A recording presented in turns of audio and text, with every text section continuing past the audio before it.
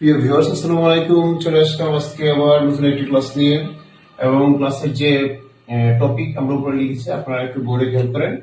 Present indefinite versus past indefinite. আমরা জানি টেন্সের এই দুইটা টেন্স অনেক বেশি ইম্পর্টেন্ট আমাদের সেন্টেন্স মেকিং করার জন্য বা গ্রামাটিক্যাল যে কোনো প্রবলেম সলভ করার জন্য। তো আজকে আমরা এই দুইটা টেন্স আমরা ক্লিয়ার করবো, কারণ এই দুটি টেন্স দিয়ে আমরা সবসময় কনফিউজ থাকি যে আসলে কোনটা প্রেজেন্ট ইনডিফিনিট এবং কোনটা পাস্ট ইনডিফিনিট। অনেক সময় আমরা আইডেন্টিফাই করতে পারি না। আজকে আমরা দেখাবো এই ক্লাসের মাধ্যমে কিভাবে প্রেজেন্ট ইনডিফিনিট এবং পাস্ট ইনডিফিনিটকে আইডেন্টিফাই করতে হয়। দেখুন, আমরা এখানে কিছু বৈশিষ্ট্য লিখেছি। বৈশিষ্ট্যটা হচ্ছে যে প্রেজেন্ট ইনডিফিনিট টেন্সটা মানে হচ্ছে, আমরা যদি বাংলায় একটু বলি তাহলে সেটা হচ্ছে কি, যে বর্তমানে সংঘটিত কোনো কাজ, যেমন আমি যাই, আমি করি, আমি ঘুমাই, বা এই ধরনের সাধারণ যে কথাবার্তা সেগুলোকে বলা হয় প্রেজেন্ট ইনডিফিনিট টেন্স। আর প্রেজেন্ট ইনডিফিনিট টেন্সের একটা নাম হচ্ছে কি সিম্পল প্রেজেন্ট। সুতরাং সিম্পল প্রেজেন্ট মানে হচ্ছে বর্তমানে যে সাধারণ যে কাজগুলো সংঘটিত হয় সেটাকে আমরা প্রেজেন্ট ইনডিফিনিট টেন্স বলবো। আর পাস্ট মানে হচ্ছে অতীত অথবা সিম্পল পাস্ট, যাই বলি না কেন, সেটা অতীতে কোনো সংঘটিত কাজ হলে সেটাকে আমরা কি বলবো, পাস্ট ইনডিফিনিট টেন্স। যেমন আমি গিয়েছিলাম, আমি খেয়েছিলাম, বা আমি ঘুমিয়েছিলাম। তো আশা করি এই দুইটা বাংলার যে ব্যাখ্যাটা সেটা আপনারা বুঝতে পেরেছেন। নেক্সট হচ্ছে ভার্বের প্রেজেন্ট ফর্ম বসে। দেখুন, একটা সেন্টেন্সের সাবজেক্টের পরের অবস্থানটা হচ্ছে ভার্ব। আমরা জানি যে একটা সেন্টেন্স তৈরি হতে গেলে ভার্ব লাগে। এখন প্রেজেন্ট ইনডিফিনিট টেন্সে ভার্বের অবস্থানটা কি, সেখানে সবসময় ভার্বের কি ফর্ম বসবে, প্রেজেন্ট ফর্ম বসবে।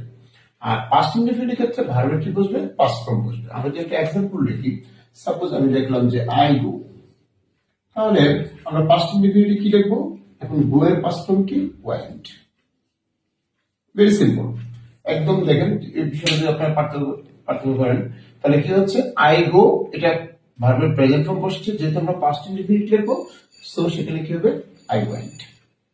নেক্সট দেখেন, পার্সন অনুযায়ী আমরা প্রেজেন্ট ইনডিফিনিট টেন্সে কি করতে পারি, ভার্বের সাথে এস বা ইএস যোগ করতে পারি। এবং আপনারা এটা সবসময় খেয়াল রাখবেন যে এস বা ইএস যে ভার্বের সাথে যোগ হয় এটা অনলি প্রেজেন্ট ইনডিফিনিট টেন্সের ক্ষেত্রে হয়, অন্য কোনো টেন্সের ক্ষেত্রে এস বা ইএস এর ব্যবহার নেই। এটা একটা ইম্পর্টেন্ট বিষয়। আর দ্বিতীয়ত, ওই পাশে আমরা যদি চিন্তা করি, পাস্ট ইনডিফিনিট টেন্সে এস বা ইএস এর ব্যবহার নাই, ইভেন অন্য কোনো টেন্সে এস বা ইএস এর ব্যবহার নেই। তবে সেটা ডিপেন্ড করবে হচ্ছে পার্সনের উপর। সেটা কি, যদি থার্ড পার্সন সিঙ্গুলার নাম্বার হয়, শুধু এইটুকু মনে রাখবেন যে থার্ড পার্সন সিঙ্গুলার নাম্বার হলে ভার্বের সাথে এস বা ইএস হবে, অন্য কোনো ক্ষেত্রে এস বা ইএস হবে না। ফার্স্ট পার্সন বলেন, সেকেন্ড পার্সন বলেন, কিংবা থার্ড পার্সন প্লুরাল বলেন, এদের সাথে কিন্তু এস বা ইএস এর কোনো ব্যবহার নাই। একদম একটা জিনিস মাথায় রাখবেন, এস বা ইএস ব্যবহার ক্ষেত্রে শুধুমাত্র যদি সাবজেক্টটা থার্ড পার্সন সিঙ্গুলার নাম্বার হয়, সেই ক্ষেত্রে ভার্বের সাথে কি হবে, এস বা ইএস হবে।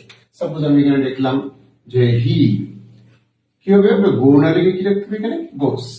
অর্থাৎ হিটা থার্ড পার্সন, এই জন্য কি হচ্ছে, ভার্বের সাথে এস বা ইএস হয়েছে। বাট সেটা যদি দেয়া হয় দ্যাট ইজ প্লুরাল, তাহলে কিন্তু কি লিখবো আমরা, আর পাস্ট ইনডিফিনিট টেন্সে তো বললামই যে সেখানে এস বা ইএস এর কোনো ব্যবহার নেই।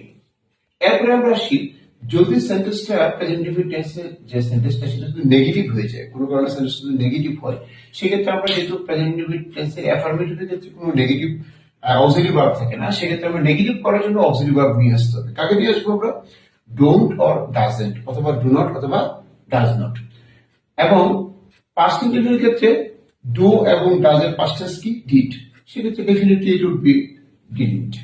তাহলে আমরা সেন্টেন্সটা যখন নেগেটিভ করবো তখন আমরা কি করবো, প্রেজেন্ট ইনডিফিনিট টেন্সে ডোন্ট অথবা ডাজেন্ট, আর পাস্ট ইনডিফিনিট ক্ষেত্রে ডিডন্ট।